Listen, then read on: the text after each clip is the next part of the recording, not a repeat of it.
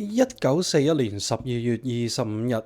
歷史上嘅黑色聖誕節，當港督楊慕琦喺燭光之下簽住行書，打咗18日嘅香港保衛戰終於停火。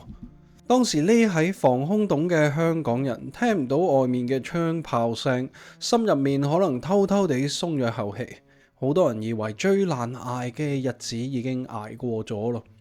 但係估唔到嘅係，對於當時百幾萬香港人嚟講，原來停火先至係真正噩夢嘅開始。原來有一種和平係恐怖過打仗。試諗下，聽朝一起身，你銀行戶口一世人儲落嚟嘅血汗錢全部變晒廢紙，唯一買到嘢食嘅係日本人隨手印出嚟嘅軍票，你會點樣面對呢？點解上一代嘅老人家一聽到憲兵兩個字就會發噩夢？行過中環某啲舊嘅建築會不寒而慄？嗰度究竟發生過啲咩事呢？令到成代人連提都唔敢提。到最後，當年一碗有沙嘅碎米都冇得食嘅時候，日軍仲要推行歸鄉政策，逼你用自己對腳行返去一個戰火連天，你可能從來都未去過嘅所謂鄉下。呢種將過百萬人趕走嘅做法，到底係俾條生路你行啊，定係一場集體嘅謀殺呢？18日嘅戰火換嚟嘅係1355日嘅集體窒息。呢一集我哋會帶大家重返呢一個最黑暗嘅深淵，由每日掙扎求存嘅624生死線，講到令人背脊發涼嘅食人傳聞，再由中環憲兵部嘅殘酷日常，講到新界深山同圍村入面嘅黑夜反擊。歡迎翻嚟半夜講歷史，我係 Philip， 多謝你哋收睇香港歷史系列。我嘅 channel 咧，致力於用最詳盡有別於香港教科書嘅角度，帶大家重新認識香港。如果你哋中意呢一類型嘅題材，可以 subscribe 同埋 share 呢條片，同埋撳埋個鐘仔佢。有興趣嘅朋友可以睇下右上角嘅 playlist。由2000年前嘅漢朝開始，重新認識香港呢個地方。你哋每一個嘅 subscribe 對於我嚟講都非常重要。喺呢一集正式開始之前呢，有一點要同大家說明嘅。呢一集嘅內容涉及日佔時期嘅真實歷史，同埋流傳至今嘅一啲傳言，當中部分記錄咧可能包含令人不安，又或者會觸動到讀者情緒嘅描述。我選擇呈現呢啲細節，唔係為咗煽動情緒，而係希望透過最客觀、最真實嘅還原，令到大家明白嗰段歲月嘅沉重，以及對人性嘅反思。所以咁多位歷史同路人，請視乎自己個人嘅心理承受能力。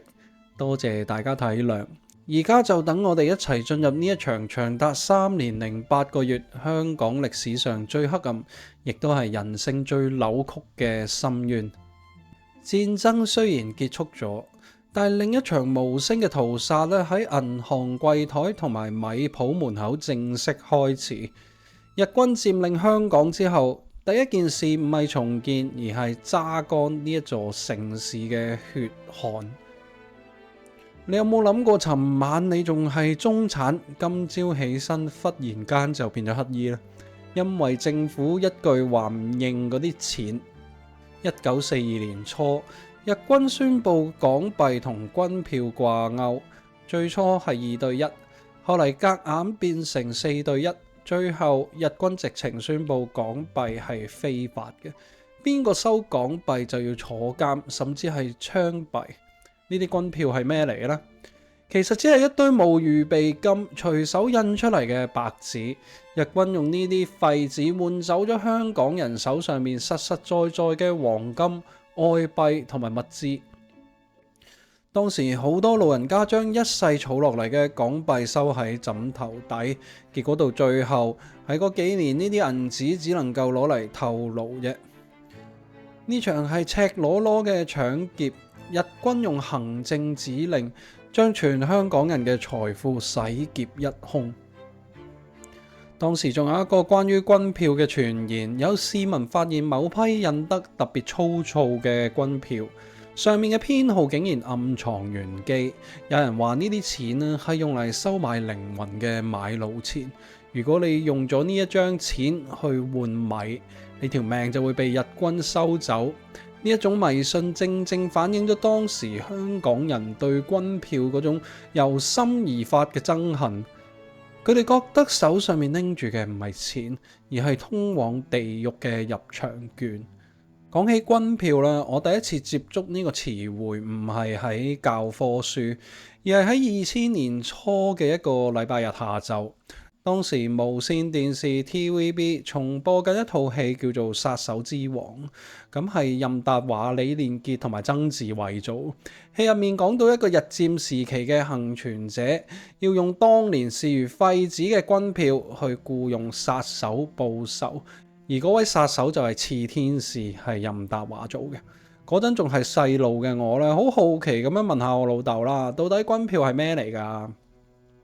就係嗰一次，我第一次由長輩嘅口中聽到關於3年零8個月嘅細節。呢段經歷亦都側面咁體現咗電影作為一種軟文化啦，對於歷史傳承係有好大嘅影響力。有時一個鏡頭、一段劇情，比起黑板嘅文字，更加能夠啟發我哋對歷史嘅好奇心。錢變咗廢紙，咁糧食啦。日軍推行配給制，每人每日理論上可以領取6兩4嘅白米，大概係240克左右啦。但係呢6兩4咧，往往只係寫喺紙上面嘅數字，去到後期咧，你排隊排足成日，最後換翻嚟嘅可能只係溝埋沙石甚至係樹皮嘅發毛碎米。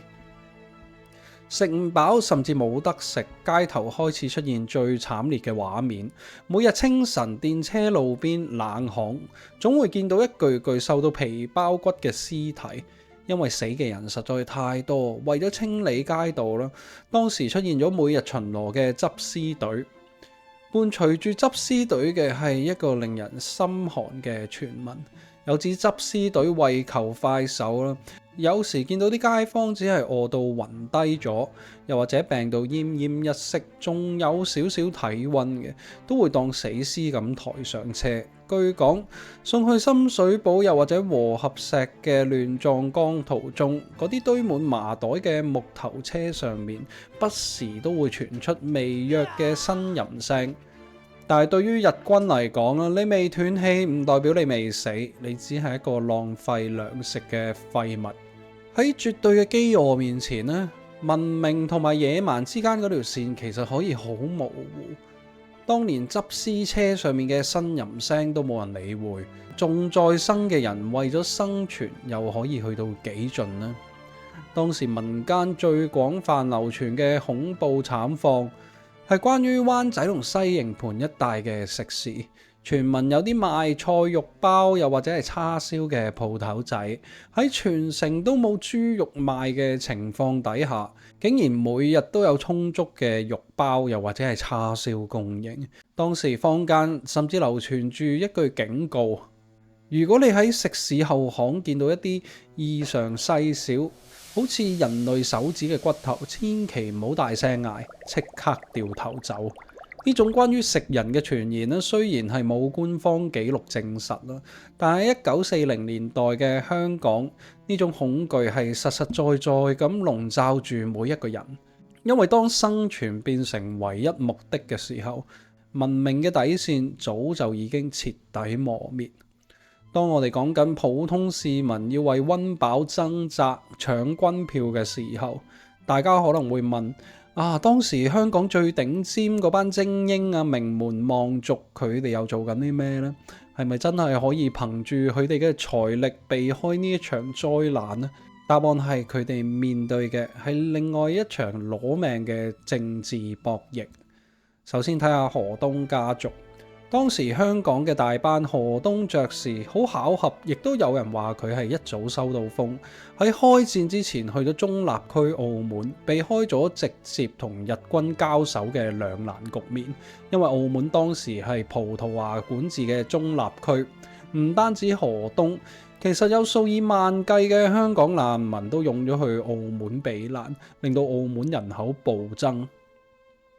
但係留喺香港嘅家族成員就冇咁好彩，日日提心吊膽咁要保住啲家產。不過河東個仔何西禮就非常之有骨氣，佢當時係國民黨嘅高級將領，喺大後方積極組織抗日。呢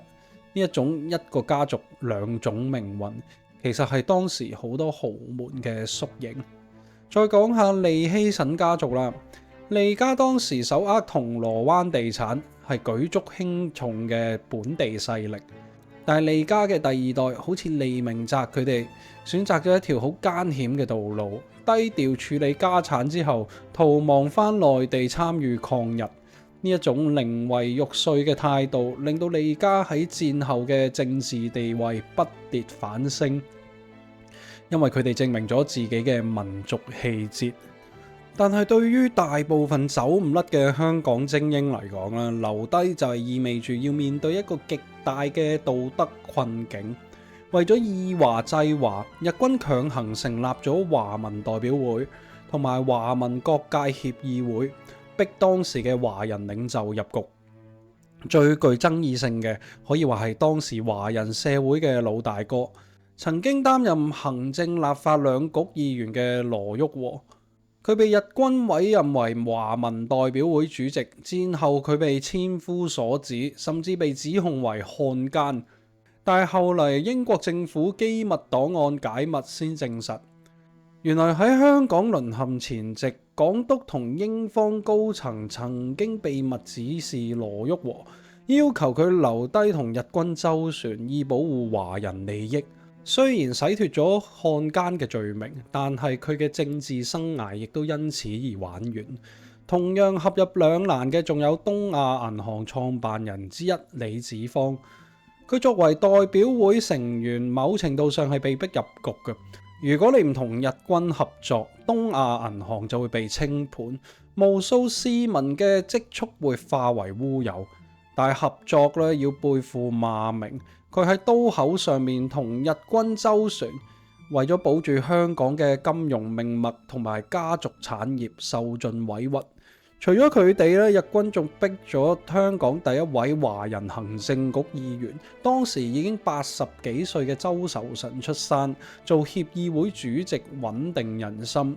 而河東爵士嘅女婿頂尖律師羅文錦，雖然被逼做咗協議會成員，但係佢非常之聰明，一佔時期極度低調，成日以生病為理由缺席日軍會議。戰後成為少數可以全身而退，繼續活躍於政界嘅大人物。至於九巴創辦人鄧肇堅作為商界巨子咧，佢雖然冇捲入最高層嘅政治漩渦，但一樣要面對日軍對運輸物資嘅榨取。佢喺戰時同埋戰後投身大量慈善事業，某程度上亦係一種保護傘同埋重新建立社會聲望嘅方式。對於呢一班豪門精英嚟講啦，個3年零8個月係一場極度危險嘅踩鋼線遊戲，行錯一步，一係就俾日軍殺頭，一係就喺戰後俾人當係賣國賊。佢哋喺保命、保家業同埋民族氣節之間掙扎，正正反映咗當時香港精英階層最無奈，亦都係最寫實嘅一面。當日軍發現連樹皮米都供不應求嘅時候，佢哋諗到一個最殘酷嘅解決方案——歸鄉政策。日軍強制驅逐市民離開香港。如果你冇公開冇物資，你就要自願回鄉。但係當時廣東一帶同樣戰火連天，四處饑荒，好多人拖男帶女行到邊境已經體力不支累低，甚至餓死喺路邊。1941年香港有160萬人，到咗1945年日本投降嘅時候，香港只係得返60萬人，足足有100萬人喺呢一段時間消失咗。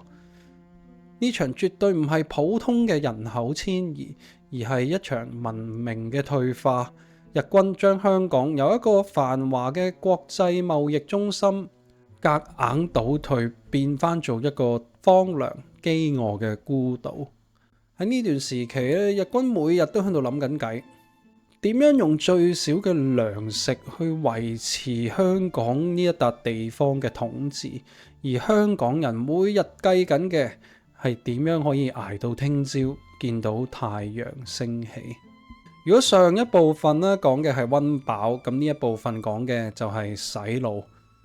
日軍唔單止要搶你啲糧同埋錢，佢仲要搬走晒你腦入面嘅所有記憶，將呢一座城市徹底變成大日本帝國嘅零件。試諗下，如果你住緊嘅地方一夜之間連名都改埋，你仲認唔認得呢個自己嘅屋企呢？日軍佔領之後，展開咗一場大規模嘅去殖文化運動，中環變成中區，尖沙咀變咗做香取區，跑馬地改名做青葉區，連全香港最出名嘅彌敦道都變成咗香取通，而半島酒店就變成東亞酒店。日軍想透過改名抹走晒英國人100年嚟嘅痕跡，佢哋想話俾你聽，以前嗰個國際大都會已經死咗，而家呢度係大東亞共榮圈嘅一部分。佢哋喺官方宣傳上面咧，甚至將香港改稱為香島。改名只係表面，真正令到香港人連喺屋企講嘢都要細細聲嘅，係臭名遠播嘅憲兵隊。當時嘅憲兵總部設置咗喺中環舊最高法院大樓，亦即係今日有泰美斯女神像嘅終審法院。如果你俾人帶咗入去咧，通常只係得2個結果嘅啫，一係就瞓住出翻嚟，一係就喺入面受盡生不如死嘅酷刑。傳聞憲兵部地牢有一種水爐，會將唔聽話嘅人咧浸喺冰水入面幾日幾夜。最恐怖嘅傳言係日軍為咗慳子彈，會用一種叫做灌水嘅酷刑，夾硬將水灌入你個肚入面，然後喺你個肚上面跳。呢種關於肉體極限嘅傳說，令到當時嘅中環一到黃昏就會變做一座死城，冇人敢行近嗰一帶。日軍最毒辣嘅招數咧，就係建立舉報文化。佢哋鼓勵市民互相揭發邊個屋企收埋收音機，邊個私底下講日軍壞話。只要你肯舉報，你就可能會多一碗米，又或者免受體罰。隔牆有耳咧，喺嗰個時候唔係成語，而係血淋淋嘅現實。為咗一塊麵包，昔日一齊打麻雀嘅街坊可能會出賣你。呢種人與人之間嘅信任徹底崩潰，比起肉體上面嘅飢餓更加令人絕望。對於下一代小朋友，日軍更加唔會手軟。當時嘅學校被強制要求教授日文。學生每日返學第一件事唔係讀書，而係要面向東京方向，向昭和天皇搖拜。原本讀緊英文、中文嘅細路，被逼要背誦教育敕語，學習日軍嘅軍歌。日軍想用呢3年零8個月，洗走香港小朋友嘅身份認同。當時如果你日文考得好啦，你屋企嘅背級會多啲。呢一種將忠誠同埋生存掛鈎嘅教育，係對人性最殘忍嘅扭曲。日軍將跑馬地改名做青葉區，表面上係想維持賽馬嘅繁榮假象，但係民間流傳日軍將馬場嘅看台底變成咗秘密刑場同埋亂葬崗。當時住喺山光道一帶嘅居民話，深夜成日都聽到馬場傳嚟嘅唔係賽馬嘅跑步聲，而係軍靴來回踏步嘅聲音，同埋上百人嘅集體哭泣聲。有人話，如果你半夜望出窗見到馬場中心有火光，千祈唔好睇，因為嗰度係憲兵隊喺度處決緊嗰啲被舉報嘅反日分子。講起日軍嘅暴行啦，除咗肉體上面嘅酷刑，仲有一道傷疤，係好多老一輩嘅香港人，甚至到死嗰一刻咧都唔願意提起，選擇將佢帶落棺材嘅，就係慰安婦。你有冇諗過喺當時被改名做香取區嘅尖沙咀、灣仔駱克道，又或者深水埗嘅舊唐樓入面，隱藏住幾多香港女性嘅人間地獄？日軍佔領香港之後，為咗滿足軍隊喺市區強行徵用咗好多樓宇設立慰安所。當時嘅香港街頭對年輕婦女嚟講係一個隨時會跌入深淵嘅陷阱。有啲女士只係出街排隊攞背給，又或者新執啲柴枝喺街道行下就俾日軍強行拖上車。有啲係因為屋企嘅細佬妹就嚟餓死，為咗換少少白米，唔信咗日軍又或者漢奸口中嘅工廠筍工，結果一踏入門口就萬劫不復，淪為日軍嘅性奴隸。呢段歷史比起飢餓同埋毒打酷刑更加令人心痛，因為喺當時保守嘅華人社會，貞潔係比性命更加重要。嗰啲喺慰安所入面受盡摧殘，最後有幸存落嚟嘅婦女，喺1945年和平降臨之後，佢哋並冇得到真正嘅重光。為咗免受世俗嘅白眼，為咗保護屋企人嘅名聲，佢哋絕大部分都選擇咗隱姓埋名，將呢段屈辱吞落肚。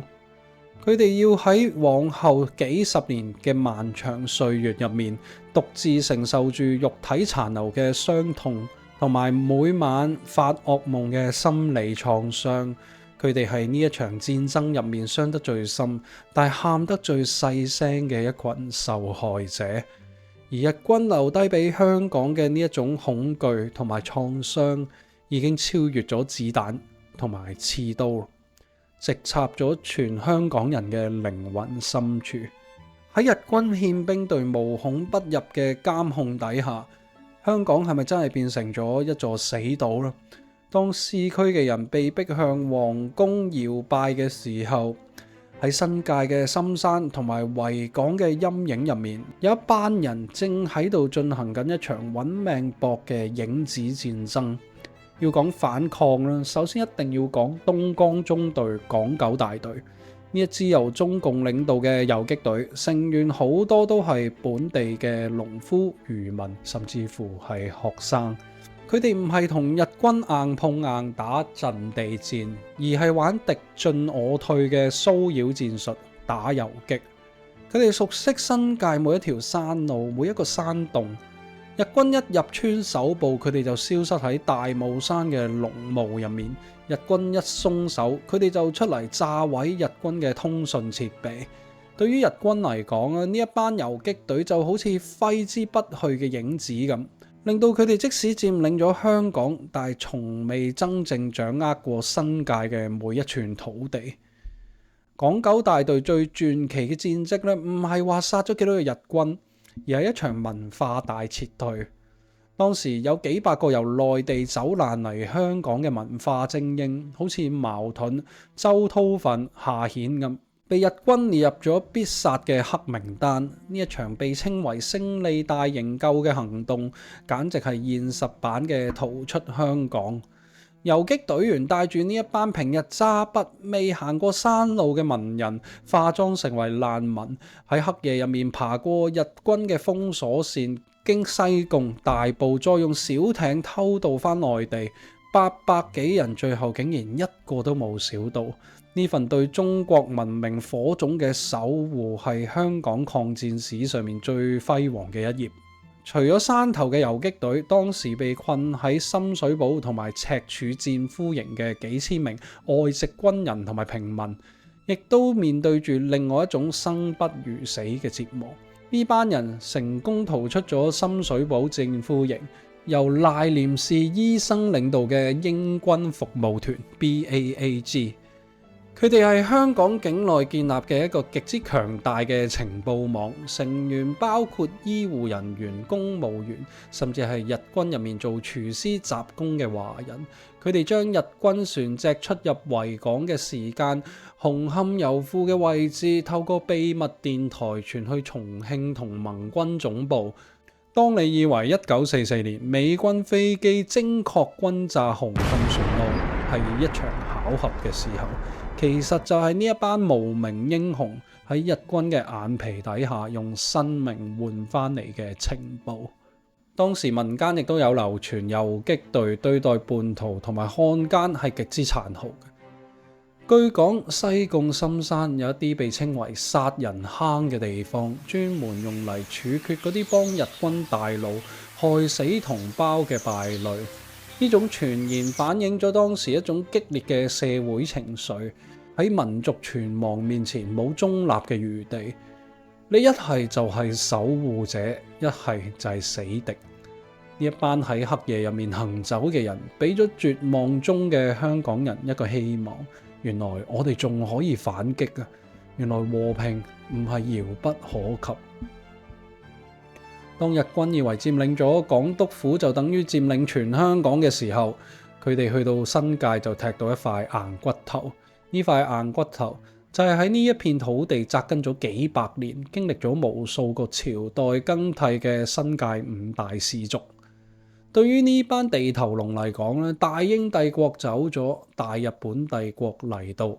佢哋要守護嘅嘢從來都冇變過，就係祖宗嘅基業、族人嘅性命同埋祠堂嘅尊嚴。日軍入村第一件事就係要清鄉，沒收所有武器同埋糧食。但係日軍咧低估咗圍村嘅韌性，以元朗平山錦田嘅鄧氏為例。啲族長表面上同日軍軍官客客氣氣，甚至被逼接受一啲虛銜，但係背後佢哋利用複雜嘅圍村結構去收埋啲糧食。當市區嘅市民要食樹皮嘅時候，五大氏族就係憑住祖傳嘅耕地同埋糧倉，成為咗好多逃難者最後嘅救命稻草。佢哋唔單止救自己嘅族人，仲私底下接濟嗰啲逃入新界嘅香港人。當時民間流傳住一個好廣為人知嘅故事：日軍入村搜查槍械，翻江倒海，搜勻晒成條村都揾唔到。佢哋想衝入祠堂，但係俾族長帶住上100個後生仔喺門口擋住。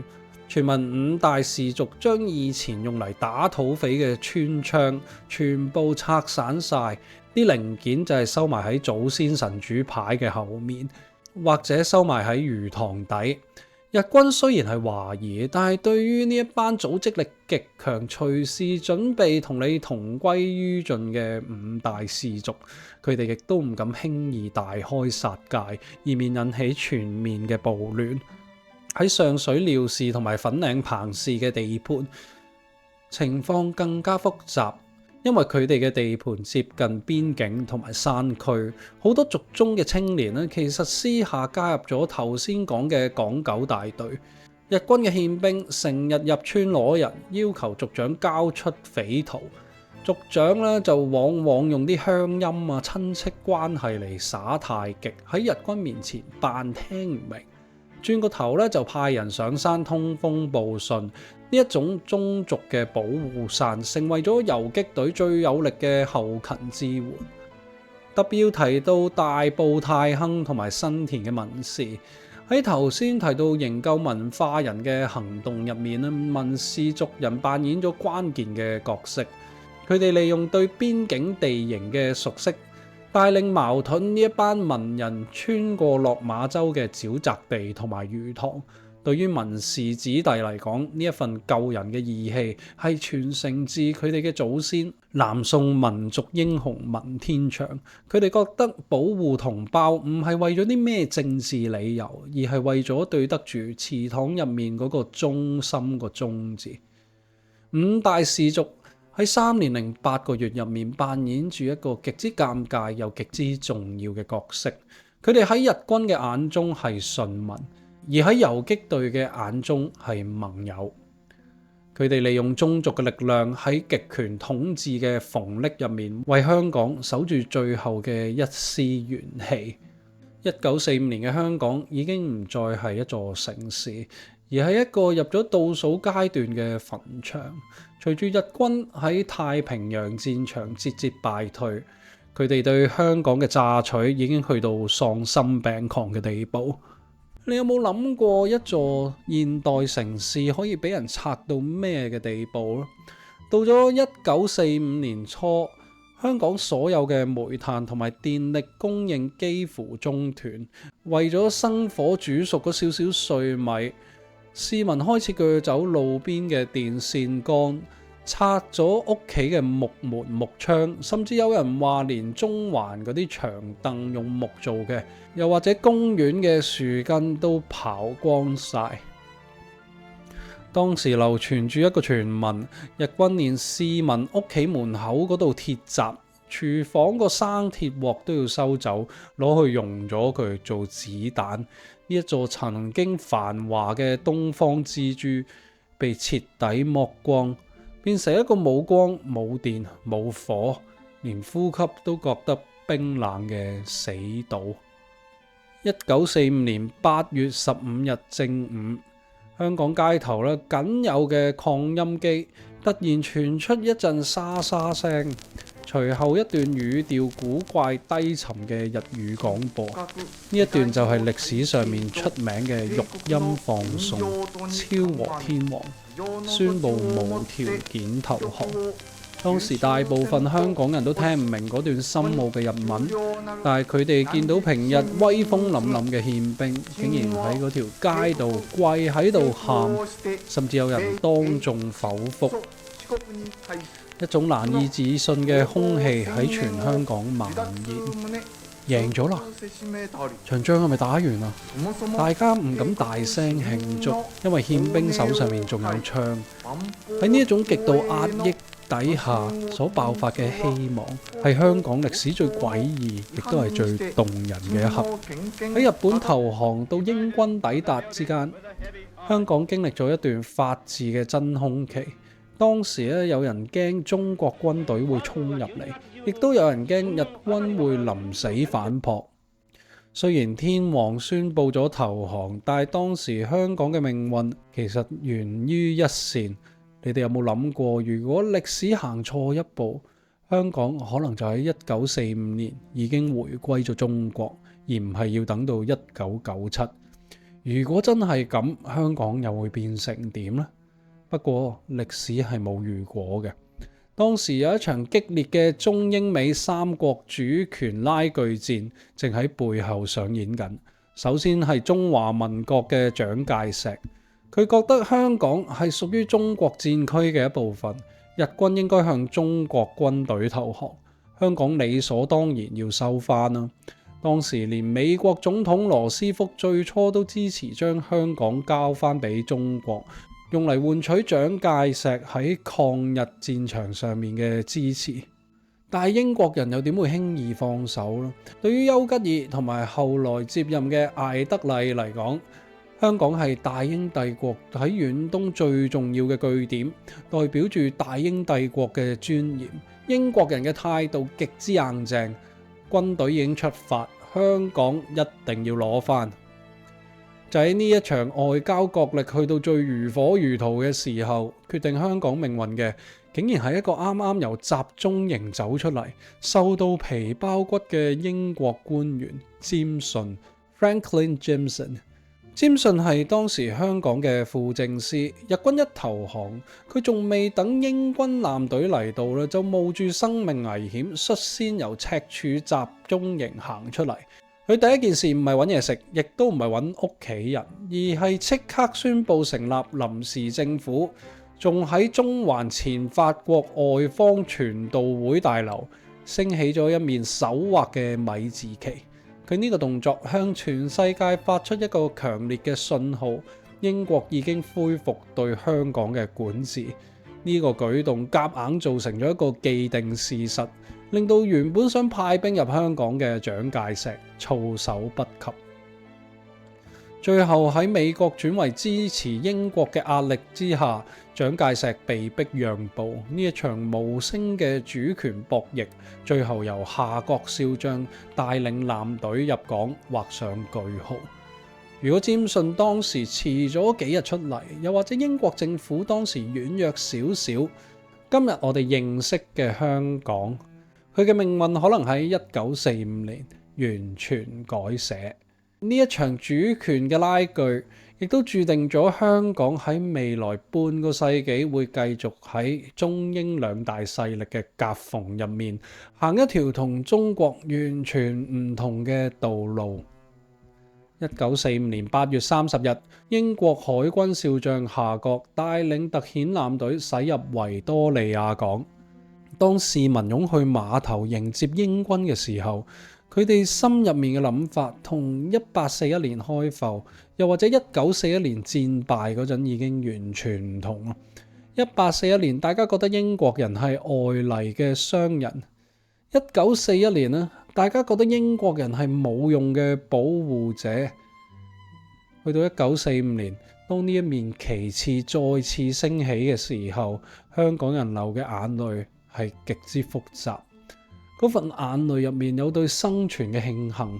有對失去親人嘅哀悼，更加有一種死裏逃生之後對呢一塊土地強烈嘅歸屬感。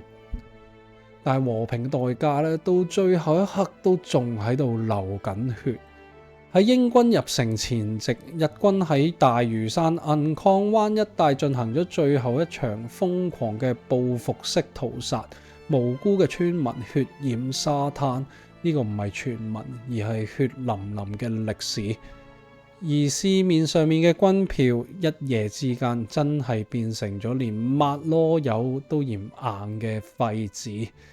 有人見到啲洋行大班坐喺街邊，望住成箱成箱嘅軍票，放聲大哭。喺3年零8個月積落嚟嘅仇恨同傾家蕩產嘅損失，並冇隨住米字旗升起而消失，而係變成咗呢一座城市永遠嘅烙印。3年零8個月結束咗，米字旗重新飄揚，但係呢一個香港已經唔再係以前嗰個單純嘅殖民地。經歷咗呢一場煉獄嘅洗禮，新界5大氏族更加團結，市區嘅幸存者更加頑強。呢1355日嘅集體創傷，變成咗香港呢一笪地方磨滅唔到嘅歷史。就係呢1355日3年零8個月，呢段日子成為咗香港歷史上面最深亦都係最痛嘅一道傷疤。以前好多人覺得香港只係一個借翻嚟嘅地方，一個轉口嘅碼頭，一個純粹賺錢嘅中轉站。但係經過呢一場煉獄嘅洗禮，呢一班香港人喺極度飢餓同埋恐懼嘅環境底下，反而催生咗強烈嘅香港人身份認同。因為喺呢一度，佢哋一齊排隊攞個6兩4嘅配給。喺呢度，佢哋一齊聽過憲兵隊軍靴來回踱步嘅腳步聲，亦都係喺呢度，市區嘅難民同埋新界5大氏族嘅子弟第一次意識到，當大英帝國嘅保護傘穿咗，唯一可以依靠嘅就係身邊嗰個同你一齊等待黎明到來嘅戰友。呢一段黑暗嘅歲月，洗走咗殖民地嘅虛榮，留低咗屬於香港人自己嘅傲骨。講到呢一度啦，我想特別提一個可能已經被後生一輩遺忘嘅日子，連我自己其實都冇乜印象，因為嗰陣我好細個。如果你翻去1997年之前8月咧嘅最後一個禮拜一，係一個紅日公眾假期，叫做香港重光紀念日 （Liberation Day）。當年呢個假期咧，唔單止係為咗慶祝戰爭結束，更加係為咗紀念嗰班喺黃泥涌峽犧牲嘅年輕人，喺憲兵部受盡折磨嘅無名氏，同埋喺新界山頭戰鬥到最後一刻嘅游擊隊隊員。呢個係真真正正屬於香港呢一塊土地嘅假期。雖然1997年之後呢個法定假期被取消，去到近年就多咗個抗日戰爭勝利紀念日。但係對於經歷過呢一段日子嘅老香港嚟講啦，8月30號嗰種由絕望轉向自由嘅震撼，係永遠都唔能夠磨滅嘅記憶。如果你今日去到中環嘅終審法院，又或者西貢嘅斬竹灣抗日英烈紀念碑，你依然可以揾到呢一段歷史嘅痕跡。3年零8個月令到香港人明白和平唔係理所當然，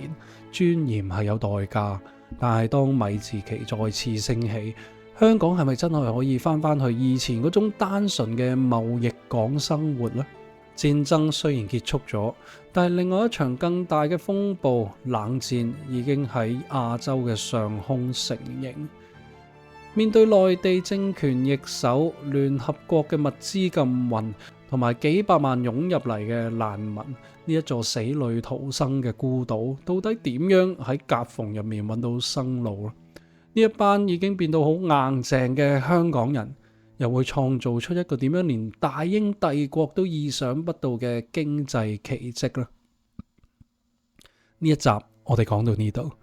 非常多謝睇到最後嘅每一位觀眾。如果有講錯或者講漏嘅地方，歡迎咁多位歷史愛好者指正。有補充資料嘅朋友都非常歡迎你哋喺 comment section 嗰度留言，大家多啲交流，一齊完善香港嘅歷史。如果中意今日呢一段片嘅，可以俾個 like 同埋 subscribe 我嘅 channel， 最好撳埋個鐘仔，咁你就唔會 miss 咗下一次我出嘅新片啦。再一次多謝你哋睇到最後，我哋係半夜講歷史，我係 Philip。下一集我哋會睇下戰後嘅香港點樣浴火重生，我哋下集見，拜拜。